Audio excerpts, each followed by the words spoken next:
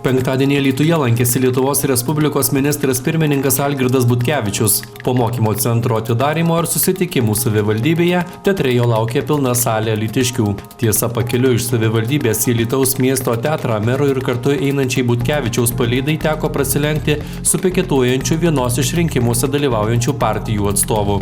Kaip pilietis, kaip jaunas žmogus, nenoriu, kad būtų elgiamasi taip, kaip dabar yra ir noriu, kad šitas skandalas negarsintų Alytaus vardo neigiamai, kad meras viešai atsiprašytų arba suspenduotų savo narystę. Išvengti šios temos nepavyko ir teatro didžiojoje salėje. Mylėjai, matot, yra tokia politiko dalia. Bet kokiam lygiai, ar savivaldybė, ar vyriausybė, ar prezidentūra. Atsiminkit, kuo aukščiau kilsi, tuo daugiau gausi. Tai pasakė Kennedys, Jungtinių Amerikos valstijų prezidentas. Ir čia tau yra atsakomybė elgtis prieš visuomenę labai atsakingai. Atsakingai jau čia, žinot, kaip sako, politiko gyvenime draugų nebūna, o priešų labai daug, taip? Tai, žinot, mes turim kiekvieną žingsnį pamatuot, kiekvieną žingsnį pasvert.